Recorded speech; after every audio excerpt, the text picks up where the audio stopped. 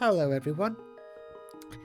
It is the 12th of October of 2023 and yesterday I completed The Legend of Zelda: A Link to the Past for the first time because I've never played this game before, and as you can see I believe there's some of my stats there. You can see some of my equipment and the number 154, which I believe that means how many times I died.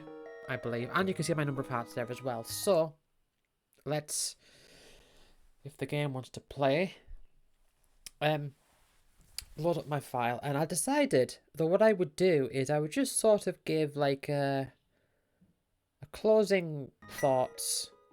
There you go. There you can see there's the hole in the top of this pyramid. Let's walk around. I just thought I'd sort of give like my closing thoughts. So this isn't like it's not a formal review. It's nothing like that. Just to talk about what I think about the game, my background with Zelda, and just things that come to mind, I guess. All in all, I really enjoyed it. To be a bit more precise, I'll open up my menu here. You can see these are the items I've got, and I have along the way found out of certain things that I have been missing. So for example, the sword there, I found out from Tyler that I can get that to level 4, and there is 4 bottles and I have 3. I have the cane of Samaria, but I don't have, there's another cane in between there, I believe. I only know this from what I've seen online. There's like a blue one, but I don't know what that's for or what it does or where to get it or anything. And I eventually found out you can upgrade your boomerang and you can get more bombs, higher bomb capacity. I'm still on 10 for that, and you can get a higher capacity of arrows. I don't think have I upgraded any arrows? I don't think so. I don't think I have at all. But basically, this wasn't an attempt for me to like play 100% or anything. This is just my attempt to just play the game naturally, and just to see what I find along the way. Because I was talking to my friend Tyler, and he was saying that I should play this game. And I have a bit of background with Zelda games, so I do have some sort of foreknowledge, but I didn't really know anything about this game going in.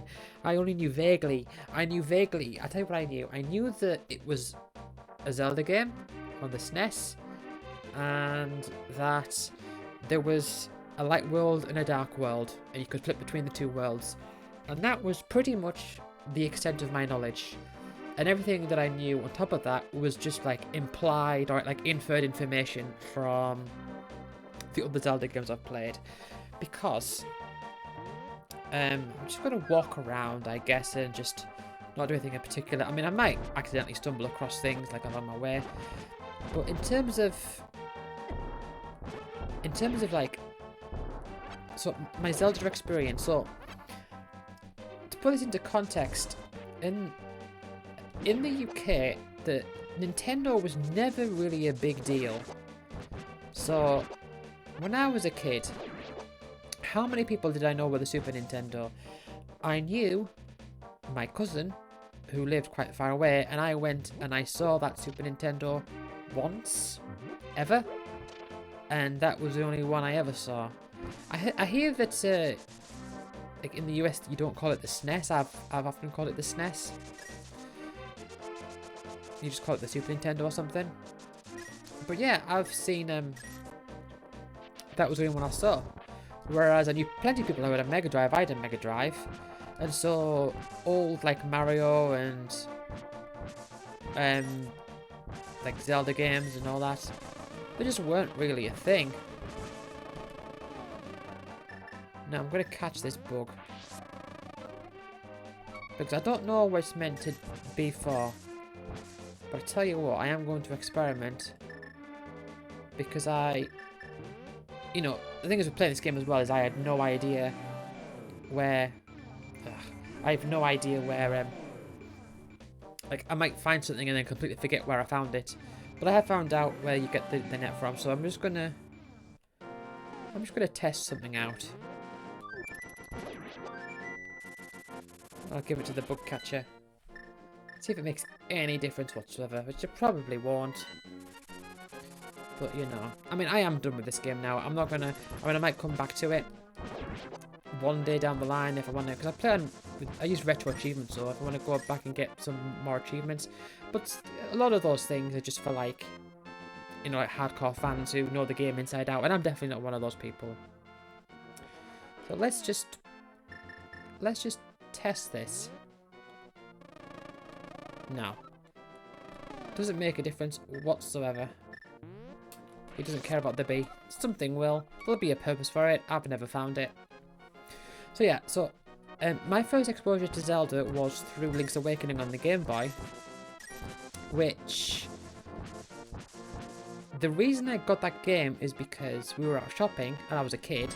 And I was allowed to buy a game. And I saw it in a shop and I thought, oh wow, that looks neat. And I got it and I enjoyed it. I was really into it until Pokemon Red came along and then that took over. And Zelda was sort of like, Link's Awakening was sort of like second best in my mind at that point. But I enjoyed it. And I did see, I saw Ocarina of Time and I eventually saw Wind Waker. And so I eventually got Ocarina of Time and Wind Waker and played those. I completed Ocarina of Time and I didn't complete Wind Waker, but I completed Link's Awakening earlier this year, I think. It was like the beginning of 2013. Because I got stuck on it as a kid. So, yeah, so Zelda is one of those things where, I mean, it's different now. I think Nintendo's a much more of a big deal here now than what it was then. So this game is something that just completely passed by me because the culture just wasn't there for it. I'd never heard of it at the time when it came out or anything. I mean, when it came out, I would have been like 3 or something. But, you know, I got Sonic the Hedgehog and Mega Drive, like Streets of Rage and Golden Axe and all that. And so, old, like RPGs weren't a thing in my mind at the time. So I didn't really, because I wasn't really aware of them. And it's the same for, like, Zelda games. I just didn't know about them. Like, I vaguely knew about Mario. I knew it was a Mario game on the Game Boy, but that was the extent of my knowledge there. So this really is, well, for some people this is like a retro game. It was a brand new experience for me, and so my goal was to go through it and to see what I can find just on a first time playthrough. Now, to clarify, I did get stuck a few times, and Tyler did give me some hints every now and then, but I did only under very specific circumstances. So there was a few little things that really stumped me that I didn't know about. One of them was the place of the Ether medallion that I needed. There was one, the guy who needs the flute up here. I knew I had to dig somewhere, but I thought it was just like somewhere in the world because I knew it was in a flower bed. But I just like had no clue. So there was a few things every now and then where I got a hint, but only after like searching around vigorously for like an hour or two. But I think in comparison to the other Zelda games I've played, I've actually done better this time around, because if you look, for example, at my heart container there, I'm missing one piece there, and I'm missing 2 hearts. So I've missed 2 heart upgrades. I mean, I've missed other things as well, but I missed 2 heart upgrades. I missed 5 heart pieces, but compared to other Zelda games, I feel like I've managed to find loads.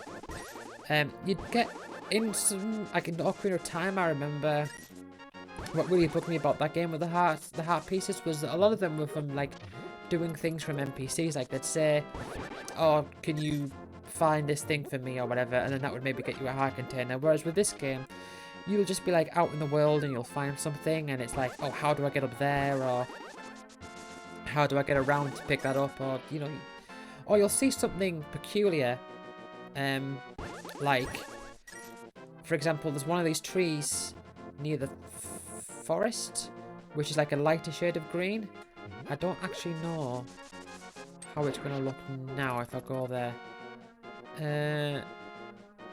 Yeah, I always go up that way thinking like, oh, that's the way to the village, but then I sort of catch myself like, oh no, it isn't.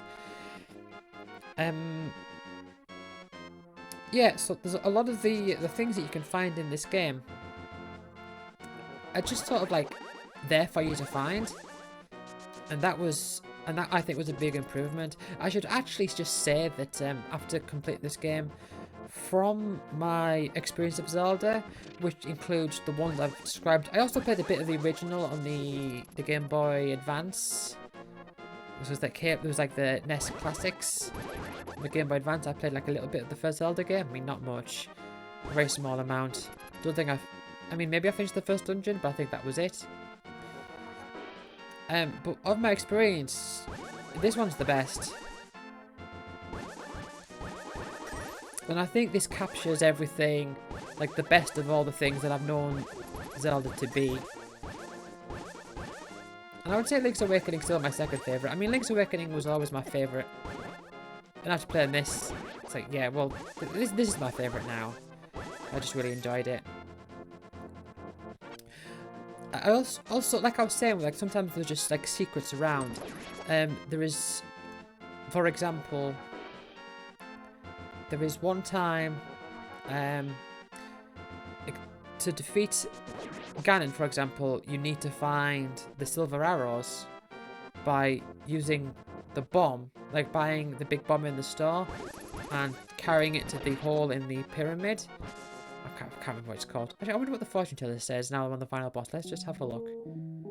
Why it might be telling me about the arrows.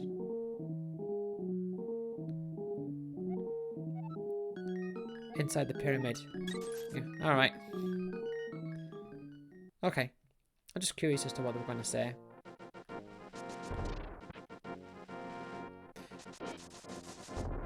So, yeah, so I had to go into the pyramid. I had to take the bomb, like the big bomb there, and I took it, and I was thinking, aha, yes, the big crack in the wall. Because I knew that's what I would need, like, more powerful bombs for.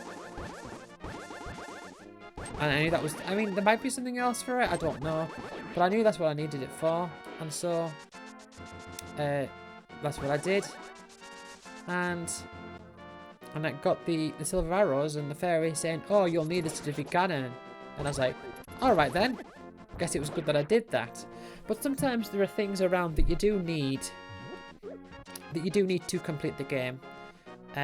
Like, there's the flippers that you get from the... hold on. You get the flippers up there. And that will let you, like, go in the water. And sometimes it's one of those things where you don't need it the moment that you can get it. Like, there's like a range. So there's like a time, there's like an earliest time that you can get it. And there's a latest time that you can get it. There's a time that you need it. And the time that you need it is the second dungeon in the Dark World.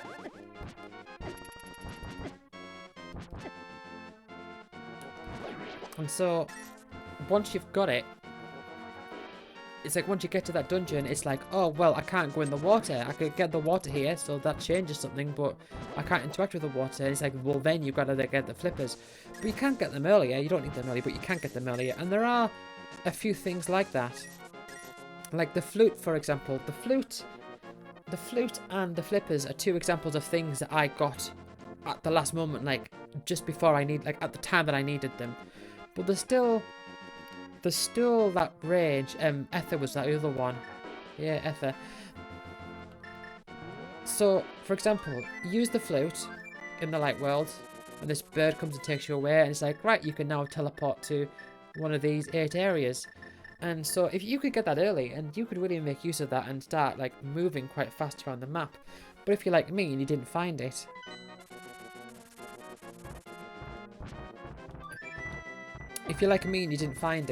then what that means is you're going to be walking around a lot. And that can happen.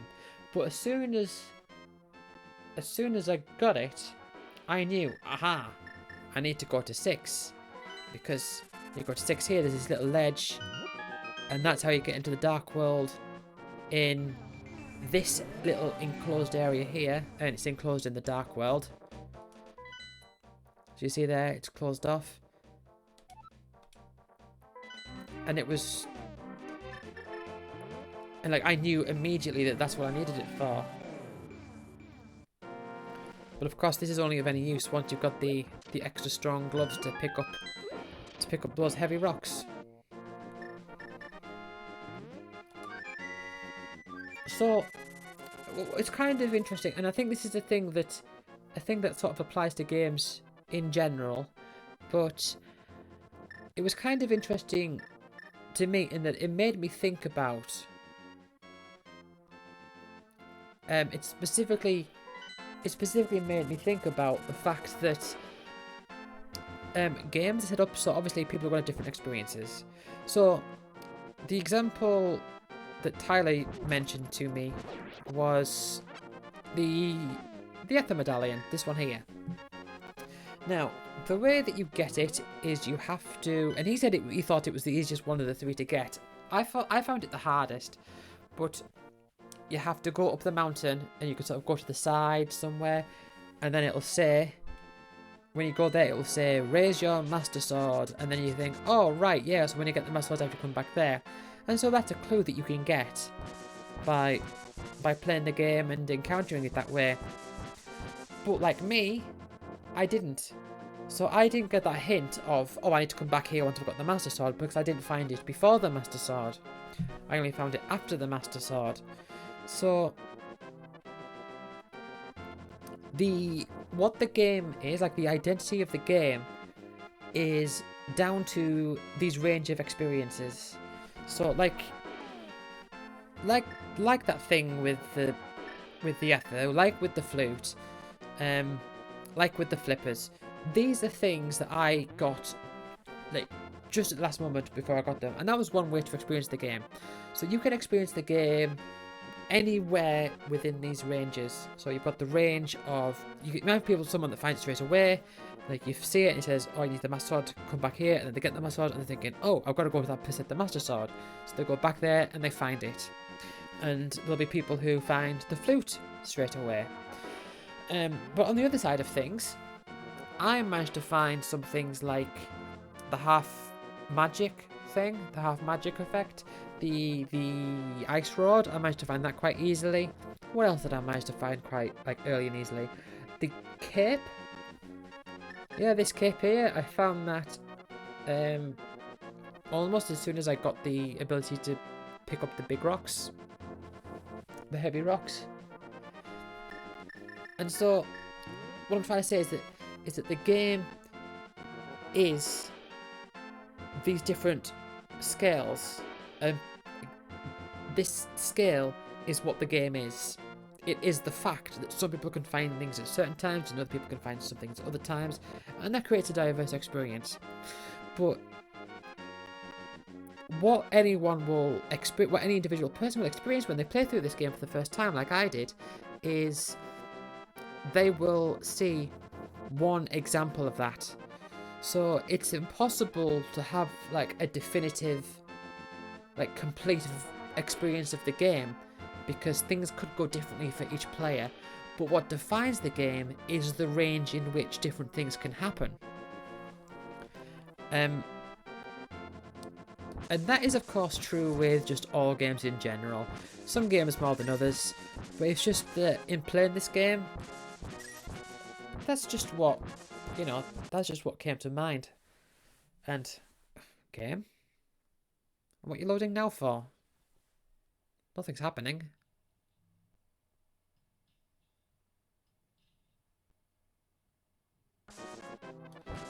Okay, that was weird. Yeah, I'm just cutting down bushes, just spending my time. Yeah, so like for example, in this town, there's like a little guy who wears like a red cape, and once you get the running shoes, you can catch them, and they'll give you a hint or something. And some people might miss that out. Some people might think, oh yeah, that person who keeps running away. But that was a part of my experience. That was what happened with me. So yeah, that's one thing to talk about. Another thing that I want to mention is that I think the the natural design of this game it demonstrates something to me that I think a lot of games tend to not want to do, especially, and I say newer games, but you know, I don't really know what's going on in the world of games. So when I say new, like in quotes new, I'm thinking anything from like 2007 onwards. I mean, there's still great games that came out after then, don't get me wrong. But I'm not one of these people who's just like, oh, old games are the best, new games are terrible. I don't necessarily think that's true. I think there's plenty of great newer games and there's plenty of terrible older games. In fact, I think there's definitely examples of plenty of terrible older games. But what point was I trying to get at? Yeah, so one thing, for example, is subtle sort of hints. So I've mentioned before, and this was I've mentioned this when it came to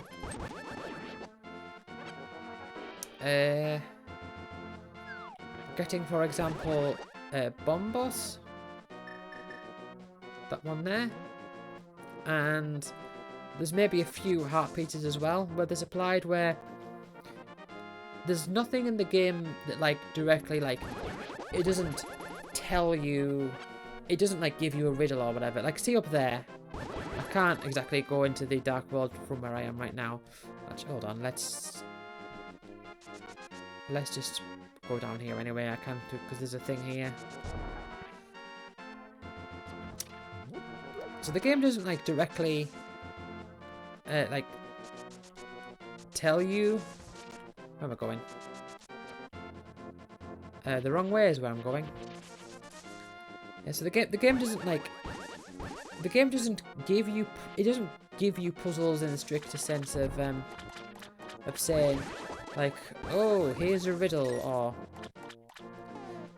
like, for example, what a lot of, again in quotes, newer games would do is they would maybe, I think, I mean, this, I want to talk about a bad, I'll tell you an example of like a really bad puzzle, okay? There's a code you've got to put into a wall in a different part in the level. There's a code written on the wall, and you have to go back to the place to put the code in, and you do that, and then it opens the door. That's something that's just like straightforward and bland. Another example, which is a bit better than that, but another example of something like that would be, there's a switch that opens the door, but hang on, if you step off the switch, the door closes again, so you need to find something heavy to put on the switch to hold it down, and then you can go through the door. I mean, this game has like variations of that, but if you're talking about the overworld, for example, it's more so to do with peculiar bits of like scenery, maybe, or what is it? What am I thinking of? Just peculiar just things that call to your attention. So, for example, and I think this is where Bombos was, and this is where I found it. So in the dark world, you come down here and you see this. Like, that's weird, isn't it? Just like a random patch of flowers with nothing inside it, and there's nothing in this area. So what is the point of this area here? Well, you should know that you can use the magic mirror to switch between the two worlds, between the light world and the dark world. So naturally I see it and I'm like, ah, and I switch to the other world here, and it's like, oh, I'm on a hill that I couldn't get to otherwise. I had to get to this hill through the dark world. And this actually isn't Bombos here. I think this is just like a heart piece. But there's Bombos is further down. But like, that's an example, just peculiar bits of things, like why is there like a random cliff? Or it might be, for example, you're in a dungeon and you step outside, there's like a little, like one of the final dungeons, you walk outside for a bit, it's like go from one area in the dungeon to the next area, and it's like, oh hang on, this is weird, this little outdoorsy bit. let's try going to Light World. And you'll go there and you'll find some sort of secret. And it's all, it's like peculiarities, I guess is the word I'm looking for. It's all little peculiarities, like this here. So this is Bombos here. This is Bombos. So look, like, what's this? What's this doing here? Why are all these here? The answer is warp to Light World. And oh look, I'm on this cliff. And I can do that, and that's, I'm pretty sure that's where Bombos is. I can't remember where Quake was. But yeah, it's just like little peculiarities like that. And I think a reason that some people who maybe, and I know, well, I mean, I suppose it depends, but I think there's going to be a certain demographic of people who if they play this game, would really struggle with things like that, because games have like a game like language to them, right? So we sort of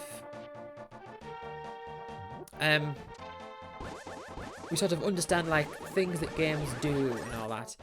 And so if you see, for example, like a skull, just like a skull on the floor there, that's just what it is, right? You pick it up, you can move around, you throw it, maybe something will come out. But, you know, the rules are consistent.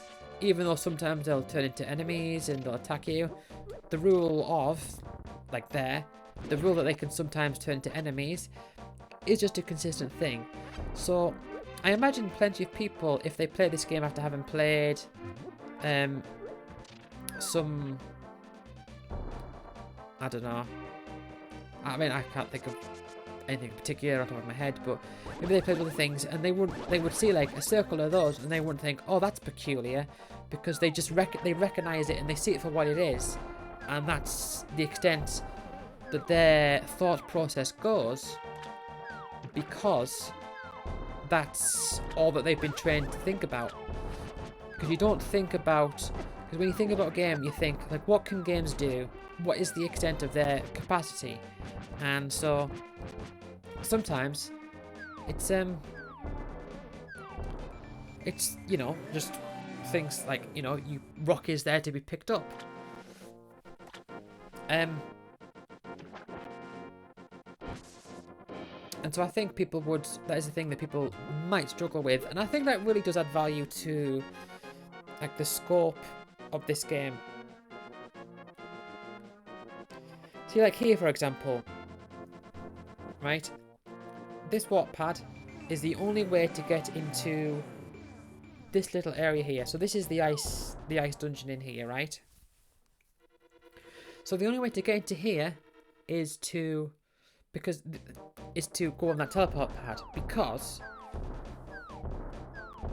the only way to enter the light world through the dark world is to find a warp pad or go back to the little sparkly things that you warped from the dark world into the light world from.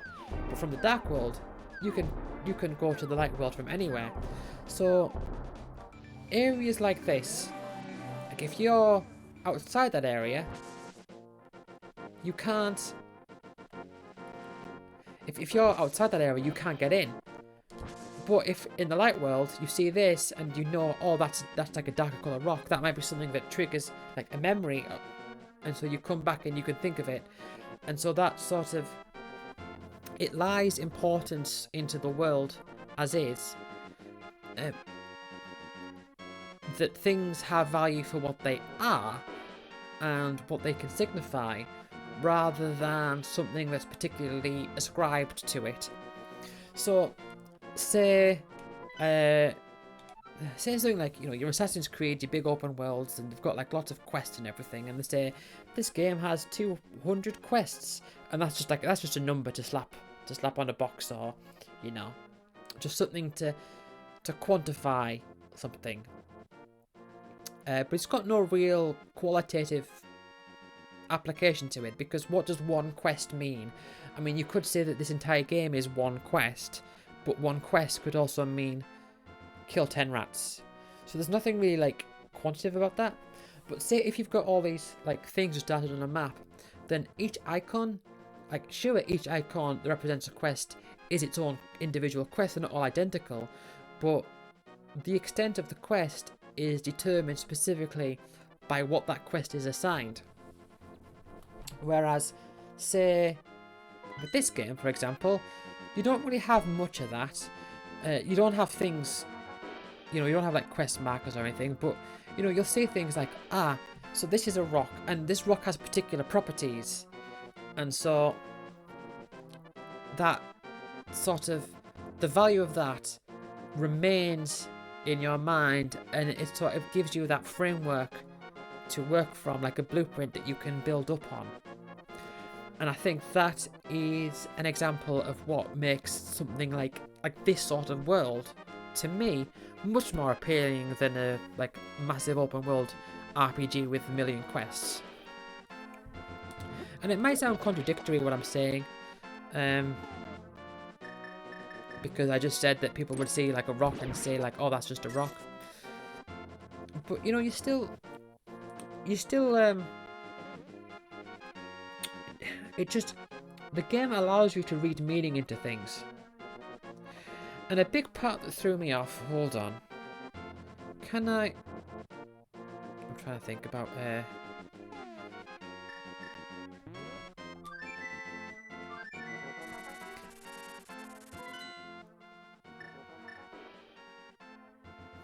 whatever. Yeah, so you sort of like read meaning into things. Now, as for the dungeons themselves, you tend not to have, like what I'm talking about there, you tend not to have that so much in the dungeons individually. But the puzzles are quite large scale at times, and that's what I really like. So, my favourite dungeon that I've played in this game is the Ice Dungeon. I thought it was brilliant. And it's hard to, I could go through the Ice Dungeon and just to show you, but I think, again, that sort of application of memory and sort of lateral thinking can really help, in the sense that, so for example, there's one part, like at the end of the Ice Dungeon, there is the two, I'll tell you what, I'll just load up the map, right?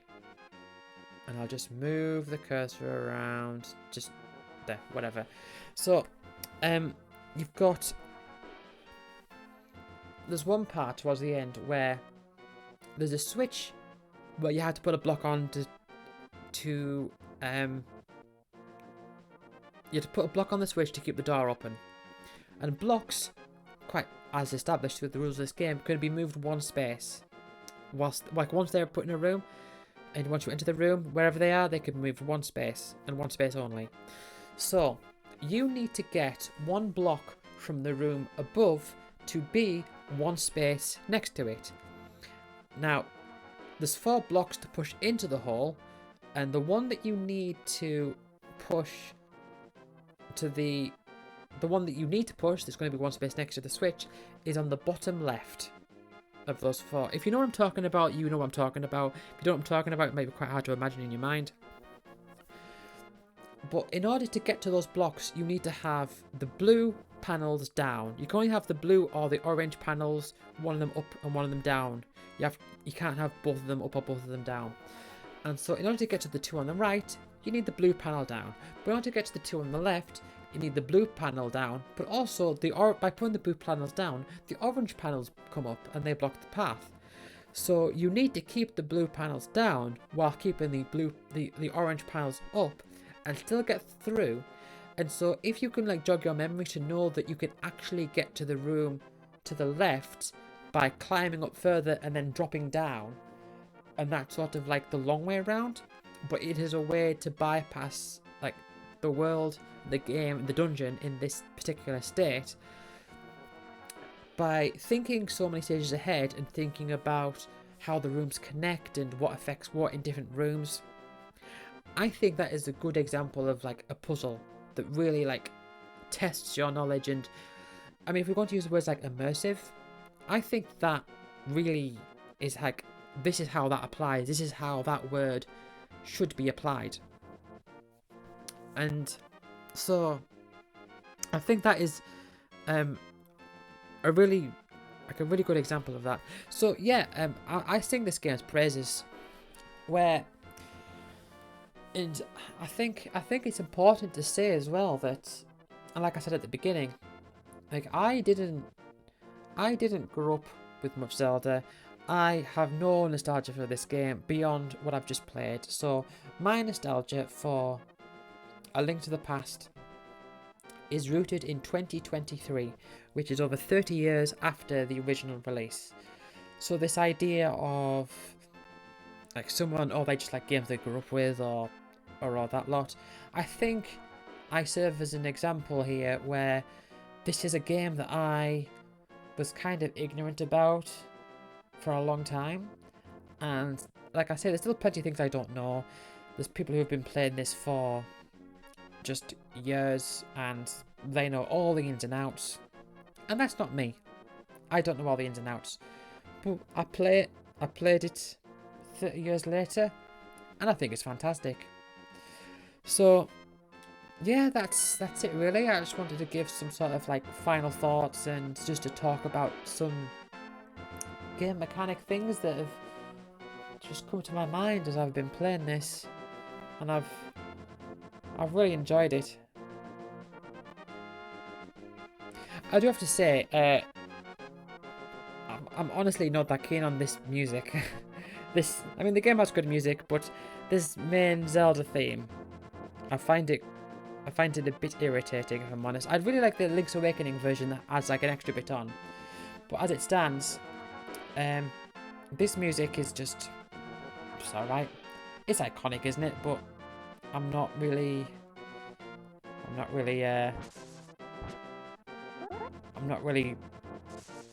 big into Zelda music as a whole. I mean, there's some great music, but I know Wind Waker has some really good music that I really like.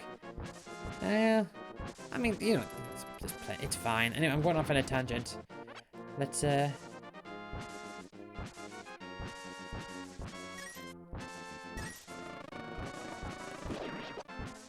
just end it here. Right.